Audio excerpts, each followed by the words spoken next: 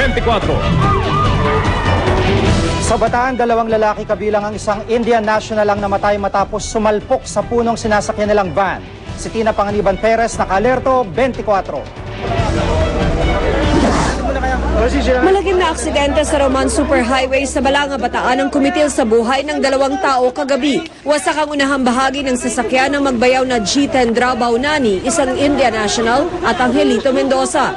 Ang tagiliran nito, misulang binalatan sa lakas ng impact. Sa tindi ng aksidente, tumilapon palabas ng van ang mga biktima. Nung dumating po kami, inabot namin yung driver, nasa passenger side, nakaipit po dun sa pintuan. Isa naman po, doon na namin nakuha sa may barbwire, nakasabit. Ayon sa mga nakasaksi, mabilis ang takbo ng van na pagewang-gewang pa raw sa kalsada bago ito tumama sa puno ng akasya. 2 beses pa itong umikot-ikot bago tumama muli sa isa pang puno. Mahahalata sa mga punong tinamaan ang lakas ng pagkakabangga. Ilang saglit pa, dumating ang mga kaanak ng mga biktima. Ayon sa misis ni Mendoza, kaalis pa lamang ng kanyang asawa sa bahay. Di raw niya alam kung saan papunta. Tina Panganiban Perez, naka-alerto, 24. Kulang 1 buwan na lang, balik eskwela na naman ang mga estudyante at sa hirap ng buhay, second-hand books ang binibili ng ilan nating kababayan para makatipid. Nakatutok si Steve Dailisa. Bagamat madalang pa ang mga namimili, abala na si Neneng Advincula sa kanyang pwesto sa bangketa ng Moraita sa pagbabalot ng mga segunda manong libro. Mas mabenta raw kasi kapag presentable ang mga ito. Yung mga may sulat, pinapatungan pa nila ng correction fluid. Ang mga punit, idinidikit. Patok daw sila sa mga magulang ng hanap ay budget-friendly na libro para sa kanilang mga anak. Kung sa loob ng bookstore, medyo mga 500 dito, magkano? Mga ano po, 250, ganyan, 300, ganyan. As long as na readable siya, as long as na usable siya, okay lang sa kanila. Basta meron silang reference. Halos bawat tindahan sa Recto at Moraita namimili rin ng second-hand na libro. Pwedeng iswap o i-trade-in para makabili ng bago. Mas bagong edisyon, mas mahal na may bibenta.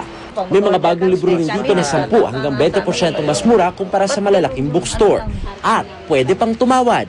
Hanggang 50 piso ang discount, depende sa libro. Pero ang mga tindera, hindi ang katabing tindahan ang itinuturing na mahigpit na kakumpetensya. Yung iba kasi hindi na bumibiling libro. Doon na nagre-research na sila sa internet. Kung meron na kayong listahan ng mga librong bibilhin para sa pasukan, mamili na ngayon pa lang. Di lang daw iwas siksikan, iwas pa sa ipatutupad ng ilang publisher na 10% ng dagdag sa elementary textbooks. Steve Dailisa, nakatutok, 24 oras. Ngayong gabi sa Chika Minute, makakasama natin ang ating kapusong si Luan D. Luan, hi! Salamat, Jiggy. Napapabalitang malapit na raw pong mamaalam sa ere ang award-winning comedy drama na Desperate Housewives. Kaya ang isa sa mga bida nitong si Marcia Cross, may ibang type na project sakaling mawala na ang show. Gusto raw niyang makasama sa cast ng hit TV musical series na Glee, kahit hindi raw siya magaling kumanta. Pero for now, excited siya sa pagtatapos ng Season 6 ng Desperate Housewives na tiyak daw na magugustuhan ng fans ng show. Ipapalabas ang season finale nito sa May 16 sa Amerika. Punong-puno ngayon ng sunflowers ang puntod ni Michael Jackson sa California. Halos 2,000 bulaklak ang dinala roon ng isang flower grower. Bilang tugon daw niya ito sa reklamo ng dating asawa ni MJ na si Lisa Marie Presley na konti lang daw ang mga bulaklak at kandila sa paligid ng libingan ng King of Pop. Sunflower daw po ang paboritong bulaklak ni MJ. At mamaya kilalanin ang Pinoy impersonators ni na Lady Gaga at Beyonce. Stay tuned!